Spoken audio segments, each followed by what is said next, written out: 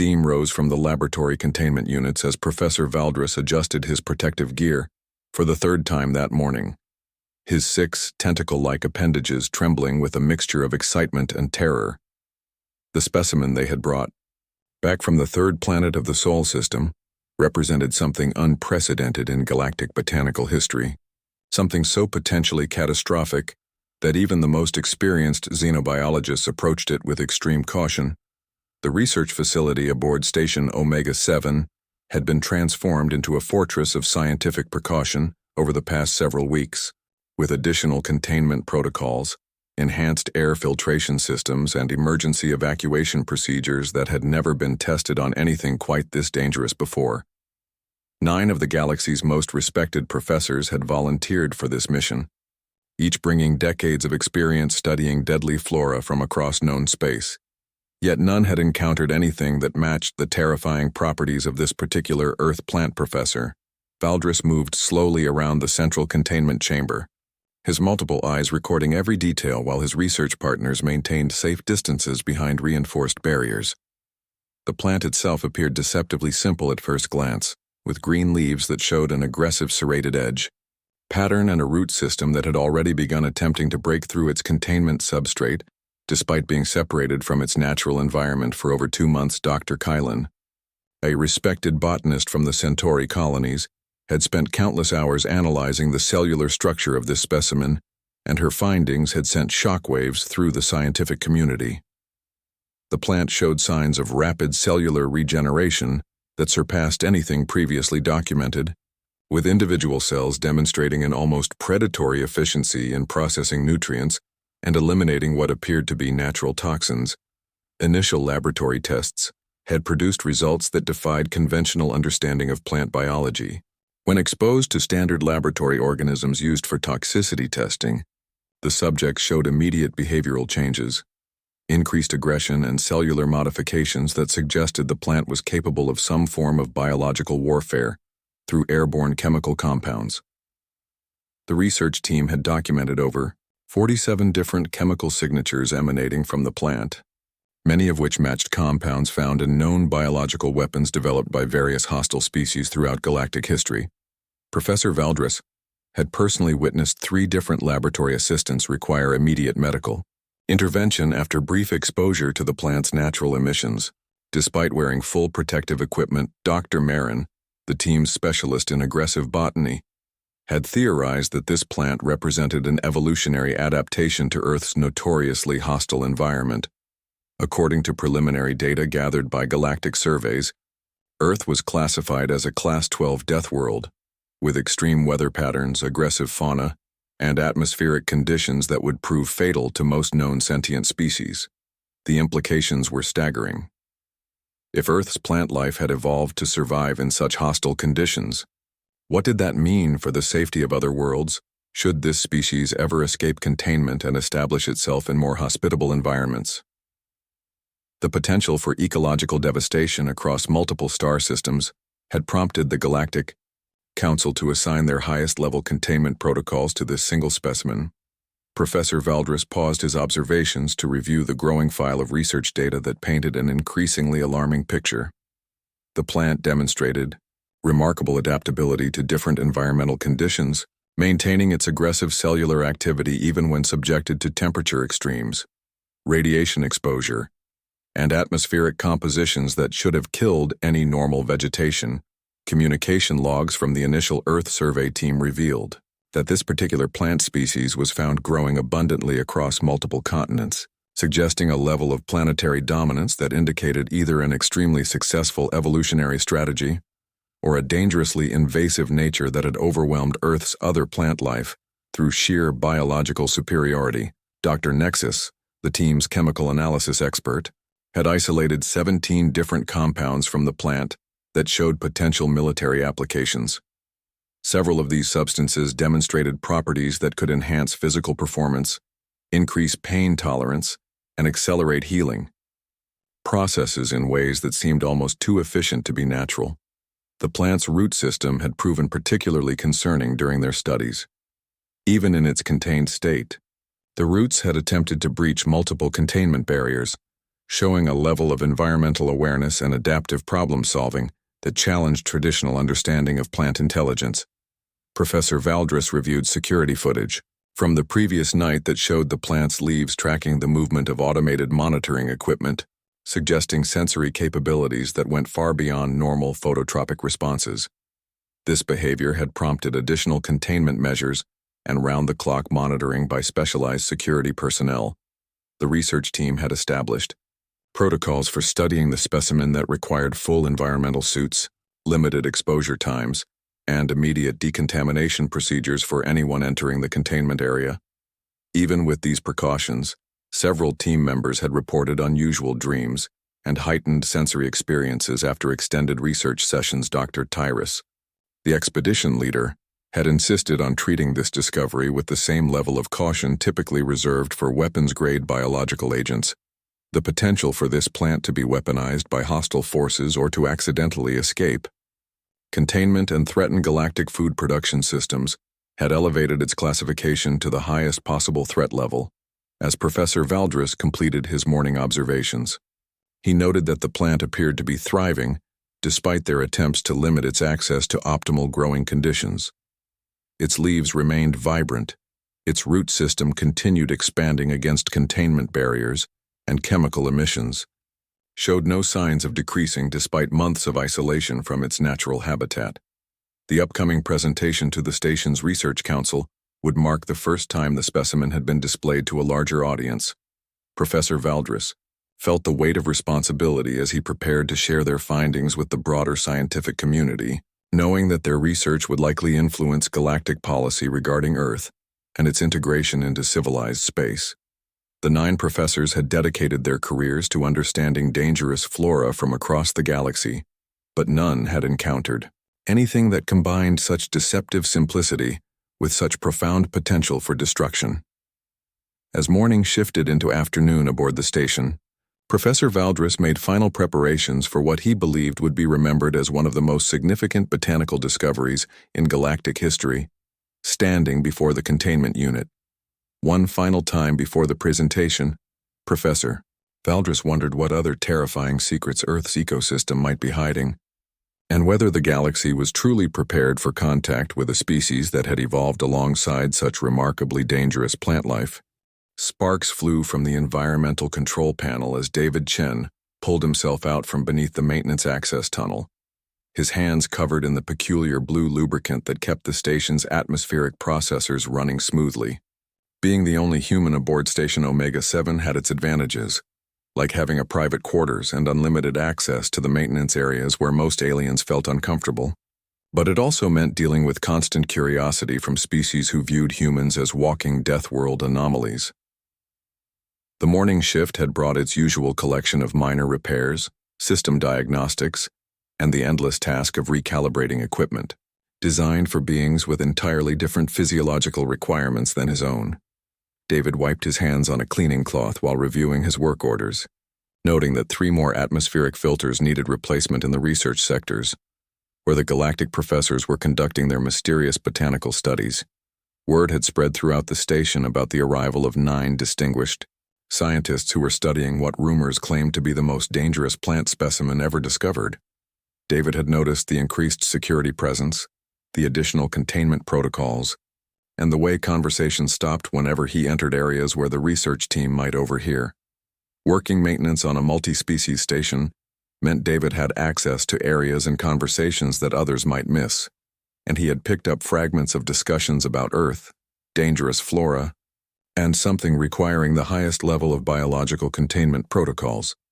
The research team had been working in full hazmat suits for weeks, treating their specimen with a level of caution typically reserved for weaponized pathogens. David's biggest challenge since arriving at the station 3 months earlier had been adjusting to the synthetic nutritional supplements that served as standard food for most galactic species. The protein pastes and nutrient blocks satisfied basic biological requirements but left him constantly craving the tastes and textures of real food from Earth. His small personal storage contained a few remaining packets of dehydrated Earth foods that he rationed carefully, knowing that resupply missions from Earth were still months away. The galactic community was still adjusting to human integration, and many worlds remained uncertain about allowing Earth products through their customs and quarantine systems. The synthetic supplements had become increasingly difficult to tolerate over the past few weeks, leaving David feeling constantly hungry despite consuming adequate calories. His body seemed to reject the artificial nutrients, leading to digestive issues and a persistent craving for fresh vegetables, fruits, and the complex flavors that made Earth cuisine so satisfying. During his lunch break, David sat in the maintenance section's break area, staring at another packet of beige nutritional paste, while listening to station communications chatter about the ongoing research project. Security updates mentioned restricted access zones, additional containment measures, and preparations for some kind of major presentation that had the entire research division buzzing with excitement. The communications revealed that the research team had been studying their specimen for months, documenting what they described as terrifying biological properties that could threaten galactic security.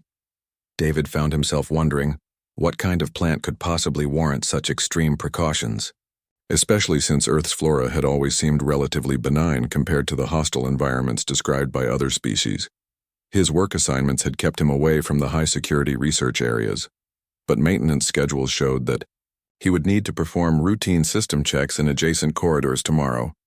The thought of potentially glimpsing this mysterious plant specimen sparked his curiosity, even though he suspected it would be nothing more than another strange, alien discovery that bore no resemblance to anything familiar. David's personal communication device chimed with a message from his supervisor, requesting priority maintenance on several atmospheric monitoring systems in the research sector. The timing seemed convenient, as it would give him legitimate reasons to work near the restricted areas during the same period when the research team planned to conduct their major presentation. The past few months had taught David that most alien species viewed humans with a mixture of fascination and concern. Stories about Earth's hostile environment, dangerous wildlife, and humanity's survival adaptations had spread throughout galactic communities, often growing more dramatic with each retelling. Some species treated David with excessive caution, as if his mere presence might trigger some kind of deathworld survival instinct that would endanger everyone around him. Others showed genuine curiosity about human physiology, asking detailed questions about pain tolerance, healing rates, and adaptation mechanisms that seemed to fascinate xenobiologists. The research team had shown particular interest in David's presence on the station, with several professors requesting detailed biological data about human dietary requirements, environmental tolerances, and cellular regeneration capabilities. Their questions had seemed oddly specific, focusing on plant consumption, toxin resistance, and digestive system efficiency. David finished his nutritional paste and prepared to return to work, noting that his afternoon assignments would take him through several corridors adjacent to the high-security research areas. The increased security presence and constant activity suggested that whatever the professors had discovered was considered genuinely significant by galactic scientific standards. Station gossip had produced increasingly wild theories about the mysterious plant specimen, with some crew members speculating about biological weapons, others suggesting evolutionary impossibilities, and a few convinced that Earth's flora represented a fundamental threat to galactic ecosystems. David found most of these theories amusing, knowing that Earth's plants were generally less exotic than many species he had encountered in galactic databases. The maintenance schedules showed that tomorrow would bring him closer to the research areas than he had been since the professors arrived. His official duties would require him to perform routine checks on environmental systems, atmospheric processors, and containment monitoring equipment that supported the high-security laboratory facilities. As David gathered his tools and prepared for the afternoon shift, he wondered whether the mysterious plant would turn out to be something genuinely dangerous or just another example of galactic scientists overreacting to unfamiliar biology. His experience with Earth's ecosystem made him skeptical of claims about terrifyingly dangerous flora, but he had learned that alien perspectives on danger often differed dramatically from human assessments. The thought of potentially seeing a piece of Earth's plant life, even if it was supposedly dangerous, filled David with unexpected homesickness. After months of synthetic foods and sterile environments, even the most exotic Earth plant would represent a connection to the world he had left behind. Working maintenance on an alien space station had given David unique insights into how other species viewed humanity and Earth. But tomorrow's assignment might provide his first opportunity to see how galactic scientists interpreted Earth's biology. The anticipation of potentially glimpsing something familiar in an environment filled with alien technology and foreign perspectives made the remaining workday seem to pass more slowly than usual. Holographic displays flickered to life throughout the main presentation chamber as Professor Valdris made final adjustments to the containment unit's viewing panel, his tentacles moving with practiced precision despite the obvious tension radiating. From his posture, the assembled audience of researchers, security personnel, and station administrators represented the largest gathering of scientific minds that Station Omega-7 had hosted in over a decade. The presentation chamber had been modified specifically for this event, with enhanced air filtration systems, emergency containment protocols, and viewing barriers designed to protect observers from potential biological hazards. Professor Valdris gestured to his 8 colleagues, each wearing full protective suits despite the multiple layers of containment. Surrounding their specimen, Dr. Kylan stepped forward to address the audience, her voice carrying through the chamber's communication system with unusual gravity. Distinguished colleagues, what we present today challenges our fundamental understanding of botanical evolution and represents a potential threat to galactic security that we are only beginning to comprehend. The research team had prepared detailed presentations covering months of analysis, cellular studies, and behavioral observations that painted an increasingly alarming picture of Earth's flora. Professor Valdris activated the first series of holographic displays, showing microscopic images of cellular structures that appeared to move with predatory efficiency. This specimen demonstrates cellular regeneration rates that exceed anything previously documented in known plant species, Professor Valdris explained, highlighting areas where individual cells showed signs of rapid division and aggressive expansion. The root system has attempted to breach containment barriers 17 times, showing problem-solving capabilities that suggest intelligence beyond normal plant responses. Dr. Marin presented chemical analysis data that revealed 47 different compounds emanating from the plant, many matching signatures found in biological weapons developed by hostile species. The audience murmured with concern as she detailed the potential military applications and ecological devastation that could result from uncontrolled exposure to other worlds. The containment unit dominated the center of the presentation area, its reinforced barriers and multiple security systems testament to the level of caution the research team deemed necessary. Professor Valdris approached the viewing panel with obvious reluctance, his movements careful and deliberate as he prepared to unveil the specimen.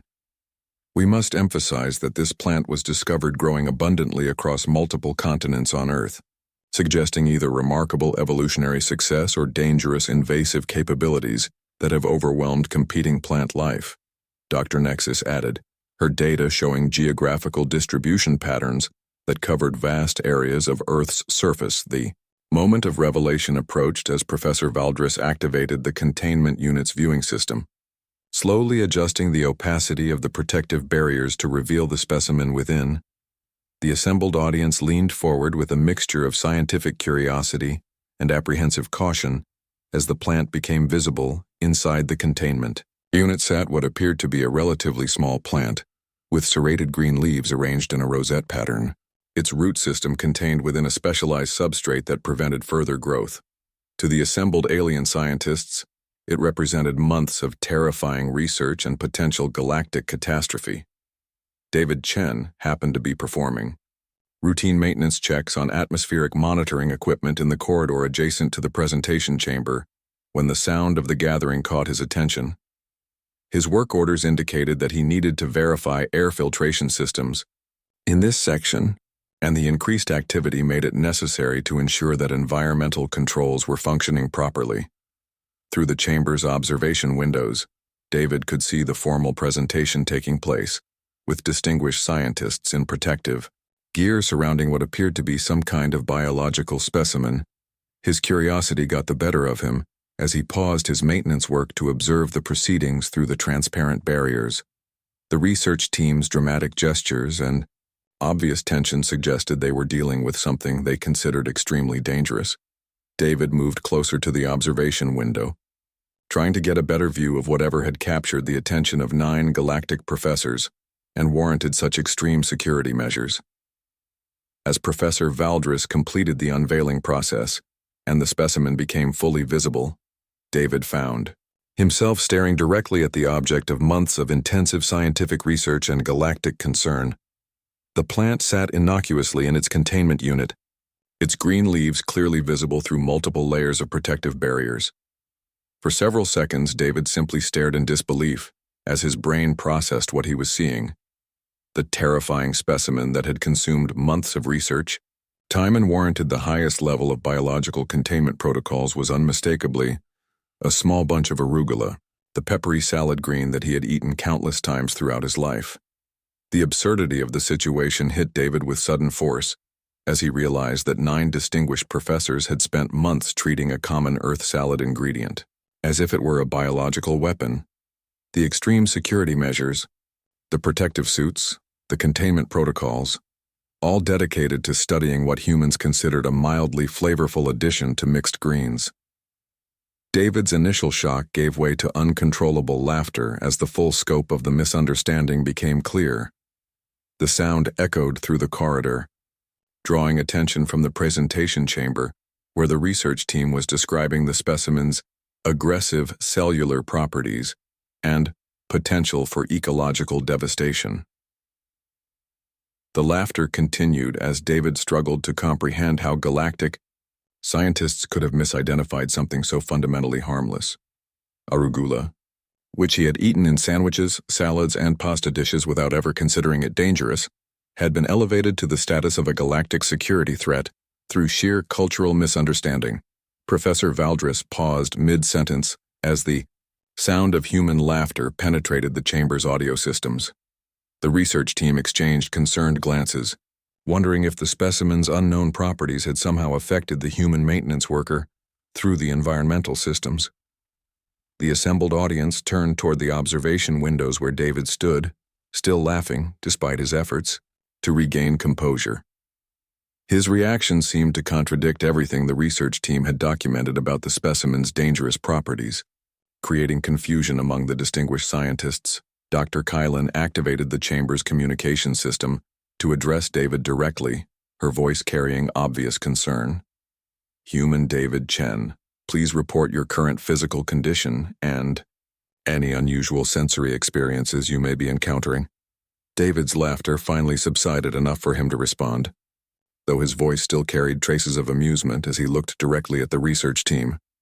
I'm fine, but I think there might be a significant misunderstanding about your specimen.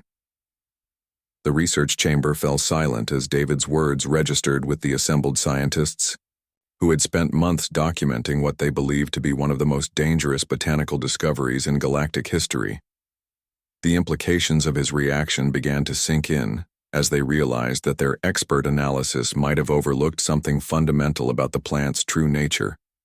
Emergency protocols activated throughout the presentation chamber as Professor Valdris rushed toward the communication panel, his 6 tentacles working frantically to establish a secure channel to the medical bay. David's unexpected laughter, in response to their most dangerous specimen, had triggered immediate concerns about psychological contamination or unknown neurological effects. Medical Emergency in Research Chamber 7, Professor Valdris announced through the station-wide communication system, his voice carrying the unmistakable tone of scientific panic. Human subject showing signs of potential exposure to biological agent, requesting immediate quarantine and psychological evaluation.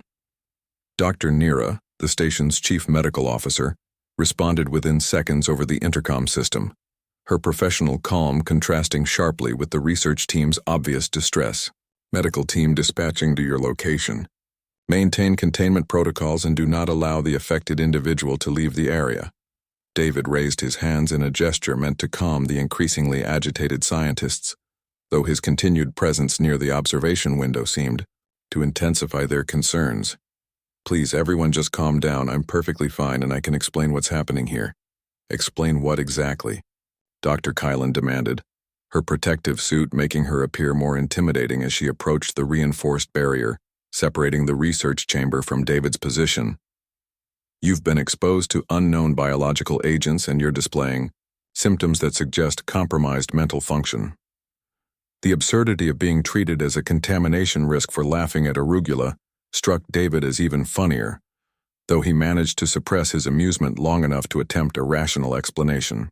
The plant you've been studying isn't dangerous at all. It's actually a common food item that humans eat regularly. Professor Valdres consulted his research data with obvious confusion, cross-referencing David's claim against months of documented evidence about the specimen's aggressive properties. That's impossible.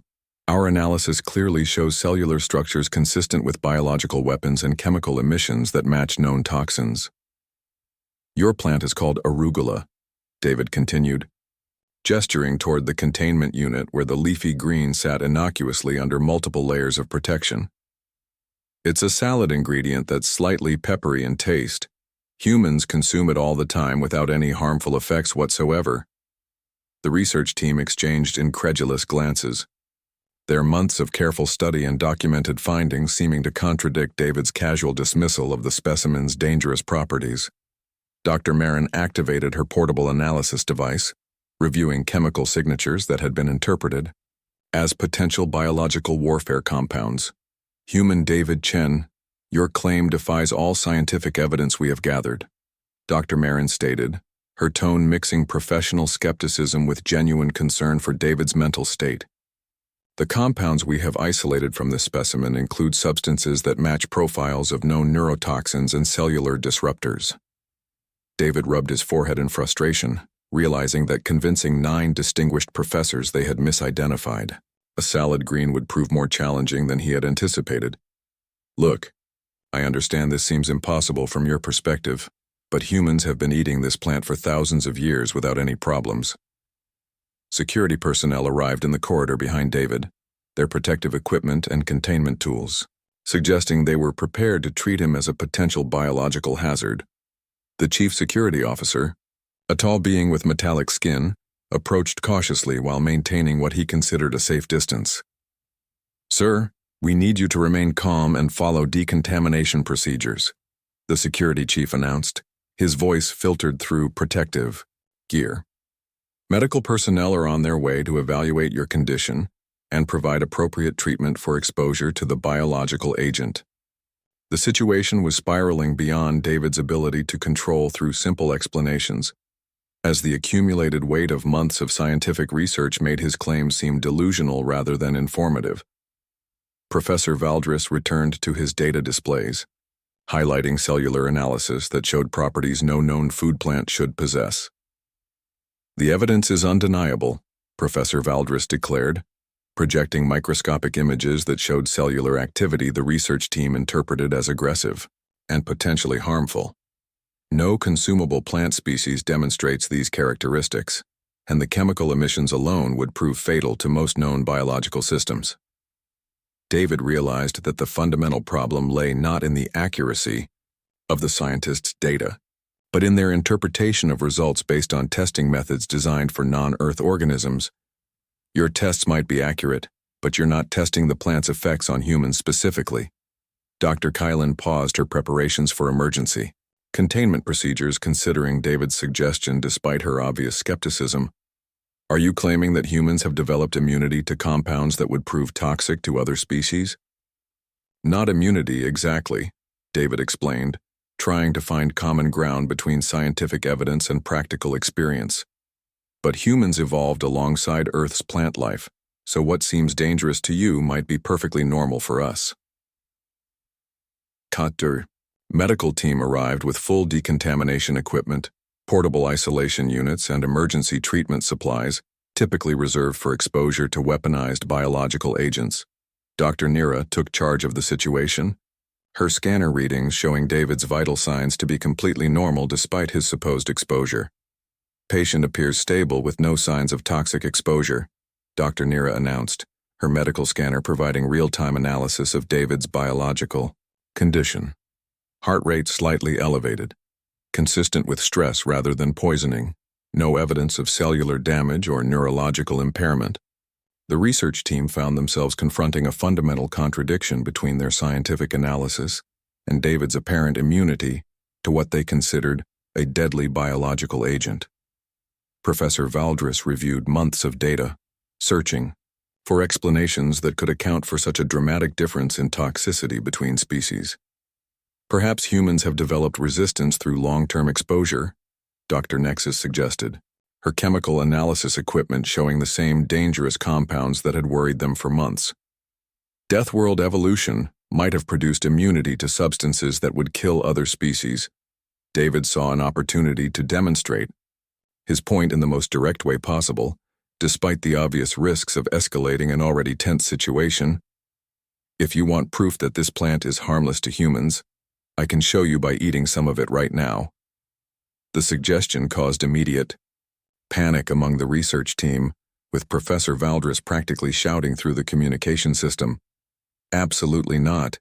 Such an action could prove fatal and would violate every safety protocol we have established." "That's exactly my point," David replied, his voice carrying conviction despite the surrounding chaos. "You're treating this plant like a weapon because you don't understand how humans interact with Earth's ecosystem." Dr. Nira raised her hand for silence, her medical authority overriding the scientific debate as she considered the unprecedented situation. This presents a unique opportunity to observe human-Earth-plant interactions under controlled conditions. The chamber fell quiet as the implications of Dr. Nira's suggestion registered with everyone present. They were facing a moment that could either validate months of research or completely overturn their understanding of Earth's biological systems. Medical monitoring equipment surrounded David as Dr. Nira established a controlled environment within the research chamber, her professional demeanor maintaining order despite the unprecedented nature of what they were about to observe. Multiple scanning devices tracked his vital signs, cellular activity, and neurological function, while the research team prepared to document what they expected to be either a remarkable demonstration of human adaptation or a tragic confirmation of the plant's lethal properties. "All monitoring systems are active and recording," Dr. Nira announced, her voice steady despite the obvious tension in the chamber. "Baseline readings established, emergency medical interventions standing by, containment protocols remain in effect." Professor Valdris stood frozen at his control panel, months of careful research seemingly about to be validated or completely undermined by a single human's interaction with their specimen. The implications either way would reshape their understanding of Earth's biological systems and humanity's place in the galactic ecosystem. The containment unit required careful manipulation to extract a small portion of the plant, while maintaining safety protocols designed to protect everyone in the chamber from what they still considered a potentially lethal biological agent. Robotic arms moved with precise control, isolating a single leaf while atmospheric scrubbers worked to prevent any contamination. David watched the elaborate extraction process with a mixture of amusement and frustration, knowing that the same care being taken to handle a small piece of arugula would normally be reserved for handling radioactive materials or weaponized pathogens. The disconnect between the situation's perceived danger and actual risk seemed to grow more pronounced with each safety measure. "Specimen extraction complete," Dr. Marin announced, her voice muffled by protective equipment as she carefully transferred the single arugula leaf to an intermediate containment unit. "Atmospheric readings show elevated chemical signatures consistent with our previous analysis." The research team maintained their positions behind reinforced barriers while David approached the intermediate containment unit, his casual movement contrasting sharply with the elaborate protective measures surrounding everyone else in the chamber. The single green leaf sat under multiple layers of protection, looking exactly like what it was. "A piece of salad. Final safety check complete," Dr. Nira confirmed, her medical equipment showing David's normal biological functions despite his proximity to what the others considered a dangerous substance. "Subject appears stable. Proceeding with controlled exposure test." David reached toward the containment unit, his action causing visible tension among the observers who expected to witness either miraculous human adaptation or immediate toxic effects. The robotic extraction system delivered the single leaf to a specialized handling chamber, that allowed David to make contact while maintaining atmospheric isolation. "Here we go," David said simply, taking the arugula leaf and holding it up for everyone to observe. The green plant matter looked entirely ordinary to him, though he could see the fear and fascination in the eyes of the alien scientists watching his every movement. The moment David placed the leaf in his mouth, multiple alarms activated as monitoring systems detected the introduction of what their programming identified as hazardous biological material into a living subject. Dr. Nira quickly silenced the automated warnings while maintaining her focus on David's vital signs. "Chewing sounds normal," David commented between bites. "The peppery flavor of fresh arugula bringing back memories of meals from Earth. Taste is actually pretty good, fresher than I expected after being in containment for so long." Professor Valdris stared at his monitoring equipment in disbelief as readings showed no signs of toxic exposure, cellular damage, or neurological impact from David's consumption of the plant. The data contradicted months of analysis that had identified the specimen as one of the most dangerous botanical discoveries in galactic history. "Swallowing now," David announced, completing the consumption process while the assembled scientists watched in stunned silence. His casual demeanor throughout the process seemed to contradict everything they understood about the plant's lethal properties. Dr. Nira's medical scanners showed normal digestive processes beginning as David's system processed the plant material, with no indication of poisoning, cellular disruption, or immune system activation. All readings remain within normal human parameters, no signs of adverse reaction detected. "How is this possible?" Dr. Kylan whispered, her voice carrying a mixture of scientific fascination and professional embarrassment. "Our analysis clearly identified compounds that should have produced immediate toxic effects."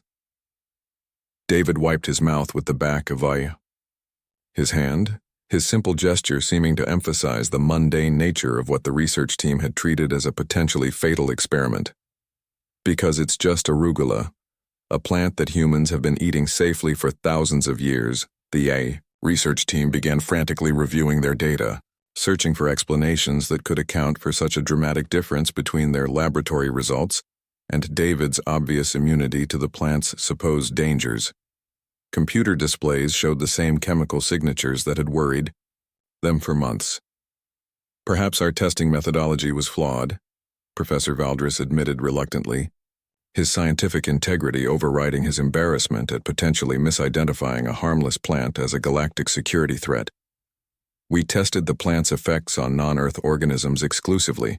Dr. Marin activated her analysis equipment to examine David's biological responses in real time, documenting how human digestive systems processed compounds that had appeared toxic when tested on other species. "The same substances that caused adverse reactions in our laboratory subjects appear to be metabolized normally by human physiology. That's because humans evolved alongside these plants," David explained, his patience with the scientific process evident despite the absurdity of the situation. "What looks like dangerous chemicals to you are just normal plant compounds that we've adapted to consume safely." The monitoring systems continued tracking David's condition for several minutes, with no indication of delayed toxic effects or adverse reactions to consuming what the research team had considered a lethal biological agent. Dr. Nira's equipment showed normal digestion, stable vital signs, and completely unremarkable biological processes. "Remarkable," Dr. Nexus muttered, reviewing chemical analysis data that showed the same compounds present in David's system without causing any apparent harm. "The implications for our understanding of species-specific toxicity are profound." David stood in the center of the HFY chamber surrounded by monitoring equipment and concerned scientists, feeling perfectly normal after consuming something that had been treated as a weapon of mass destruction. "I have to say, this is probably the most elaborate way anyone has ever prepared a single leaf of salad."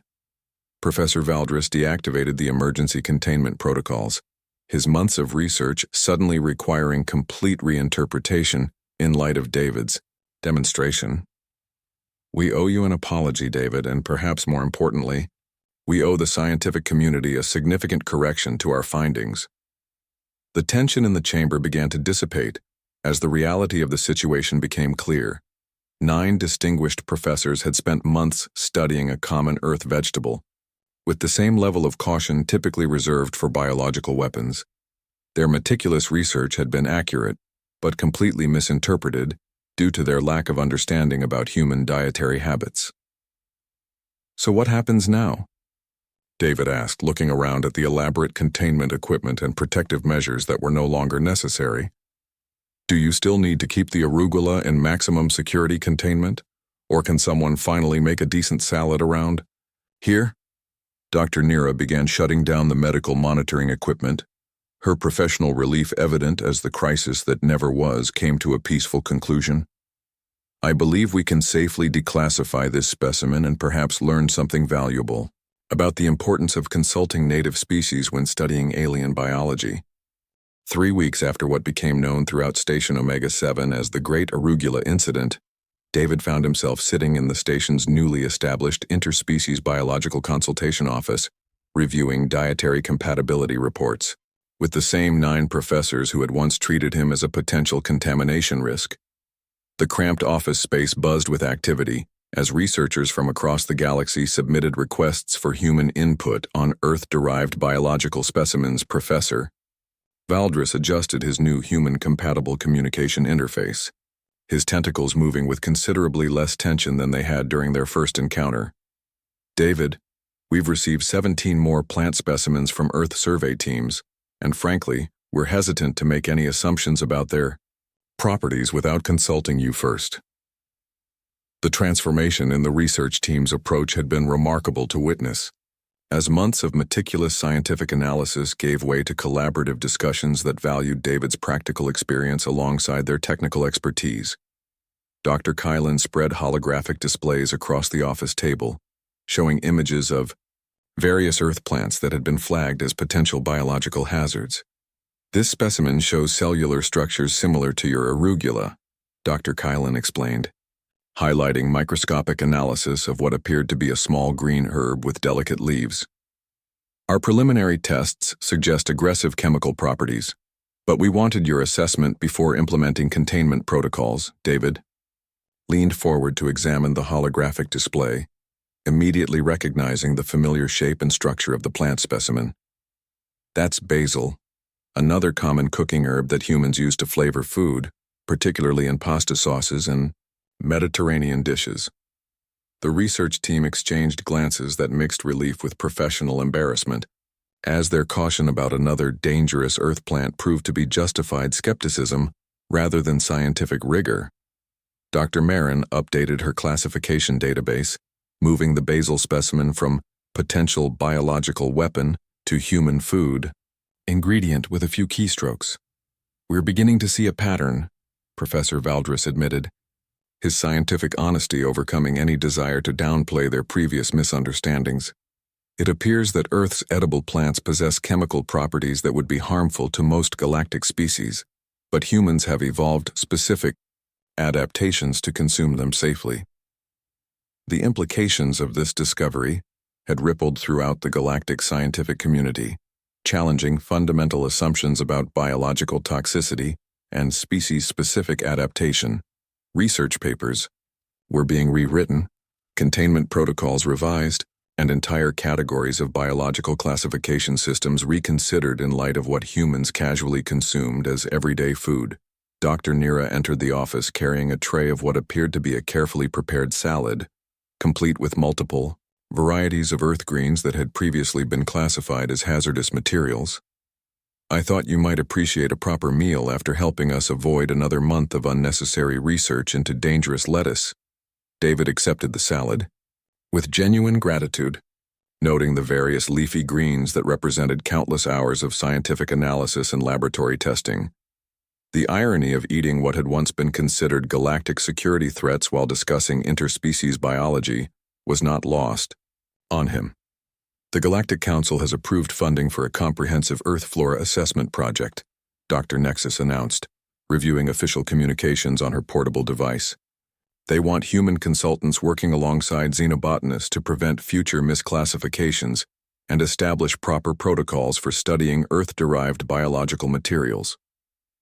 The project represented a significant shift in how galactic science approached the study of alien biology, acknowledging that understanding required input from native species rather than relying solely on external analysis. David found himself appointed as the primary human consultant, a role that elevated him from maintenance worker to scientific advisor overnight.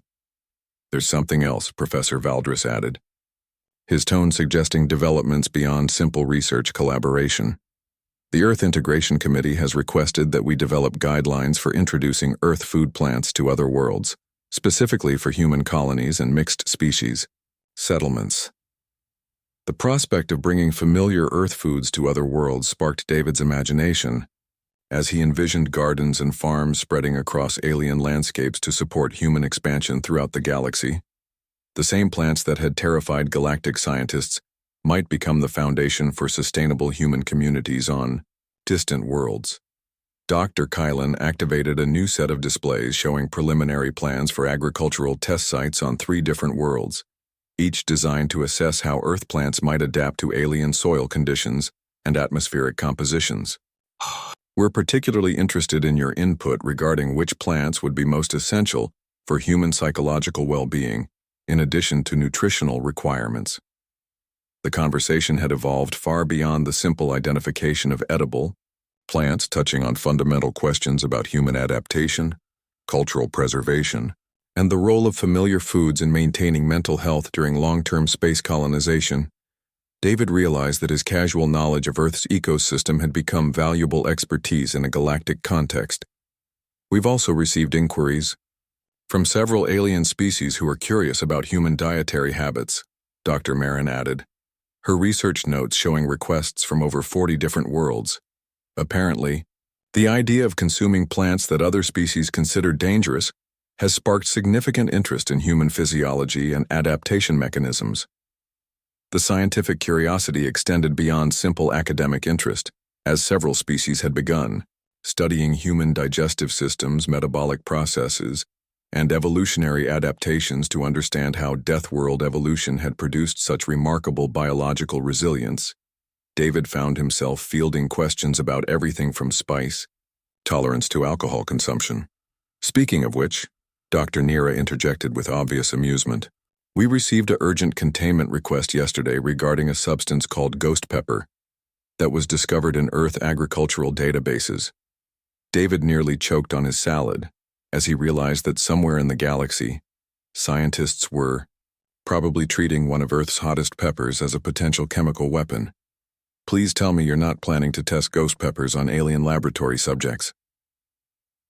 The research team's expressions confirmed David's suspicions, leading to another round of explanations about human spice tolerance and the cultural significance of extremely hot peppers in various Earth cuisines.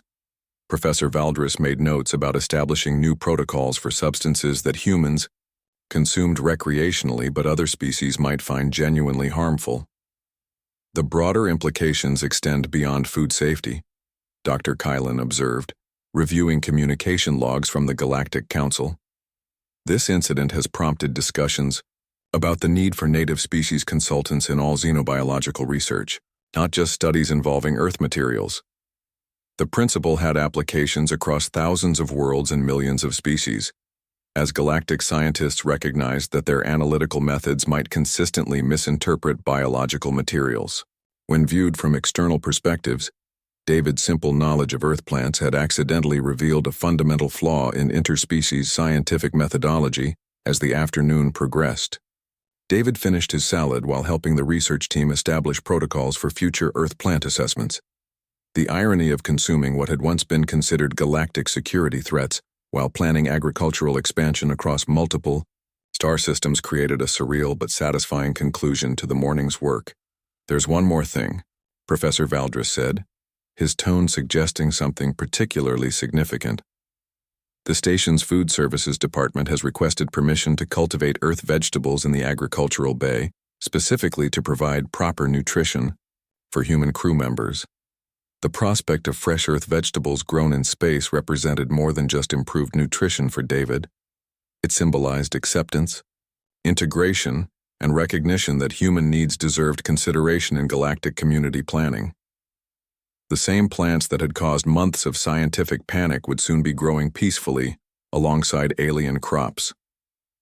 "I have to admit," David said, looking around the office at equipment that had once been used to study his lunch as if it were a biological weapon, "this has turned out much better than I expected when I first started laughing at your arugula research." The research team joined his laughter, their professional embarrassment having evolved into genuine appreciation for the lessons learned through their dramatic misunderstanding. Professor Valdres deactivated the holographic displays, marking the end of what had become a routine consultation session in the growing field of interspecies biological cooperation. As David prepared to return to his expanded duties as both maintenance engineer and scientific consultant, he reflected on how a simple case of mistaken plant identity had opened new possibilities for human integration into galactic society. The universe had proven to be a much more interesting place than he had imagined, even if some of that interest stemmed from aliens being terrified of his lunch.